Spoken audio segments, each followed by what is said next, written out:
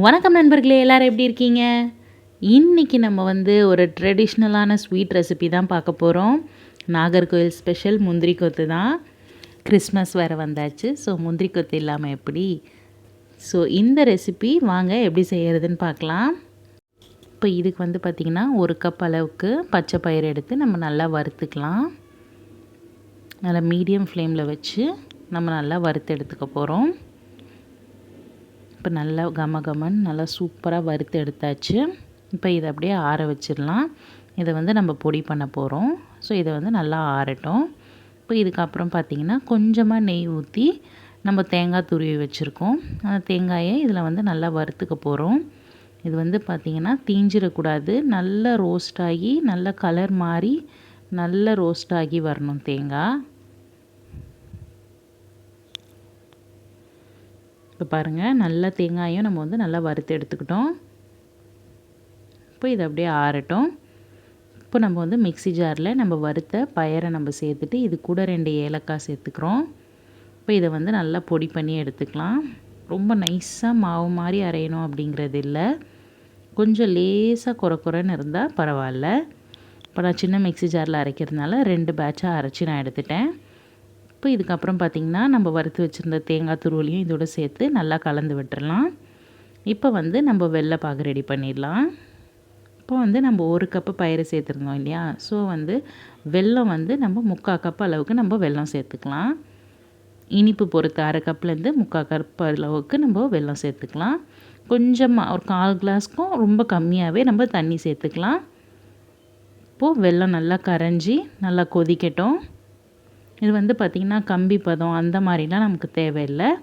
நல்லா ஒரு கொதிக்க ஆரம்பித்து ஒரு 2-3 நிமிஷம் நல்லா கொதிச்சதுன்னா போதும். நல்லா பிசு பிசுன்னு நம்ம கையில் ஒட்டுற பதம் வந்துச்சுன்னா நமக்கு போதும். இப்போ பாருங்கள், இது நல்லா கொதிச்சிருச்சு. நல்லா 2-3 நிமிஷம் நல்லா கொதிக்க விட்டுட்டேன். இப்போ பாருங்கள், இந்த மாதிரி நமக்கு ஒட்டுற பதம் வந்துச்சுனாலே போதும். நல்லா திக்காகி கையில் நல்லா இந்த மாதிரி ஒட்டுற பதத்துக்கு வந்தாலே போதும். இப்போ இந்த சிரப்பை நம்ம இதோட சேர்த்துடலாம். கொஞ்சம் கொஞ்சமாக சேர்த்து கலந்துக்கோங்க. இப்போ இது பார்த்திங்கன்னா கரெக்டாக இருந்தது. ஸோ எல்லாத்தையும் நான் இதோடு சேர்த்து நல்லா கலந்து விட்டுற போகிறேன். இந்த அளவு பார்த்திங்கன்னா கரெக்டாக இருந்துச்சு.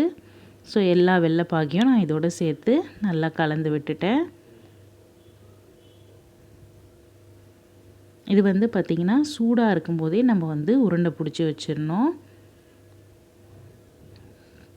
வெள்ளைப்பாகு பார்த்திங்கன்னா சூடாகவே இருக்கணும், அது ஆறக்கூடாது. நம்ம இதை பொடிச்சு வச்சுருந்தது மிக்ஸி ஜாரில் சேர்க்கும்போது பயிரை மட்டும் ஆற வச்சு நம்ம பொடி பண்ணி சேர்த்துக்கிறோம். பாகு பார்த்திங்கன்னா நமக்கு சூடாகவே தான் இருக்கணும். ஸோ இது எல்லாத்தையும் கலந்து விட்டு நம்ம கையில் லேசாக நெய் தடவிக்கலாம் ஒட்டாமல் இருக்கிறதுக்காக. இப்போ சின்ன சின்ன உருண்டையாக நம்ம உருட்டி வச்சிடலாம். சூடாகவே நம்ம உருட்டி வச்சிடலாம். இப்போ உருட்டி வச்சிட்ட பிறகு நமக்கு என்ன சைஸில் வேணுமோ அந்த மாதிரி நம்ம உருண்டை பிடிச்சி வச்சிடலாம். இப்போ இது உருண்டை பிடிச்சி வச்சதுக்கு அப்புறமா பார்த்திங்கன்னா இது கொஞ்சம் நேரம் ஆறணும். ஒரு 1/2 மணி நேரம் வரைக்கும் கூட ஆறலாம். ஒரு 20 நிமிஷத்துலேருந்து ஒரு 1/2 மணி நேரம் நல்லா ஆற விட்டுருங்க இந்த உருண்டையை.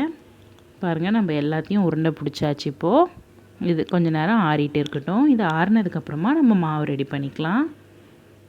இப்போ இதுக்கு பார்த்திங்கன்னா 1 கப் அளவுக்கு நான் அரிசி மாவு எடுத்திருக்கேன். ஒரு பைண்டிங்க்காக பார்த்திங்கன்னா 1 ஸ்பூன் அளவுக்கு மைதா மாவு சேர்த்துருக்கேன். அப்புறம் கலர் அந்த எல்லோ கலர் வரத்துக்காக கொஞ்சமாக மஞ்சத்தூளும் உப்பும் நான் இதோடு சேர்த்துட்டு நல்லா கலந்து விட்டுட்டு தண்ணி ஊற்றி நம்ம ஒரு ரொம்ப தண்ணியாகவும் இருக்கக்கூடாது, ரொம்ப திக்காகவும் இருக்கக்கூடாது. இந்த மாதிரி ஒரு கன்சிஸ்டன்சிக்கு நம்ம மாவு பிசைஞ்சு ரெடி பண்ணி வச்சுக்க போகிறோம். அவ்வளோதான், மாவு ரெடியாக இருக்குது.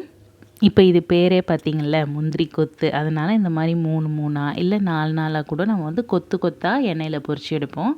அதுதான் இதோட ஸ்பெஷாலிட்டியே. நம்ம தனியாகவும் நம்ம செய்யலாம். நான் உங்களுக்கு ஃபஸ்ட்டு இந்த மாதிரி கொத்தாக போட்டு காமிக்கிறேன். இந்த மாதிரி 3த்தையும் ஒன்றா சேர்த்து வச்சு மாவில் டிப் பண்ணி எடுத்து நம்ம பொரிச்சு எடுத்துக்கணும். ஒரு அருமையான பாரம்பரியமான ஸ்வீட் ரெசிபி. ரொம்பவே சூப்பராக இருக்கும். அதுவும் பார்த்திங்கன்னா கிறிஸ்மஸ் ஸ்பெஷல் இல்லையா? கிட்ஸ் எல்லாம் வேறு வீட்டில் இருப்பாங்க. ஹாஃப் இயர்லி எக்ஸாம்லாம் முடிஞ்சு ஹாலிடேஸ், இப்போ Christmas and new year holidays இல்லையா? ஸோ இந்த மாதிரி நம்ம சூப்பராக செஞ்சு கொடுத்துடலாம். பாருங்கள், ஒரு பக்கம் வெந்ததும் நம்ம இன்னொரு பக்கம் திருப்பி போட்டு எடுத்துட்டோன்னா சூப்பரான முந்திரி கொத்து ரெசிபி பார்த்துருக்கோம். நீங்களும் ட்ரை பண்ணி பாருங்கள். இப்போ பாருங்கள், இந்த மாதிரி ஒன்று ஒன்றாவும் நம்ம போட்டு எடுத்துக்கலாம். நம்ம ஒன்று ஒன்றா தானே சாப்பிடுவோம். ஸோ அதனால் வந்து கொத்து கொத்தாக போடாமல் நம்ம இந்த மாதிரி ஒரு உருண்டையாக மாவில் டிப் பண்ணி போட்டு எடுத்துடலாம். டேஸ்ட் பார்த்திங்கன்னா அட்டகாசமாக இருக்கும்.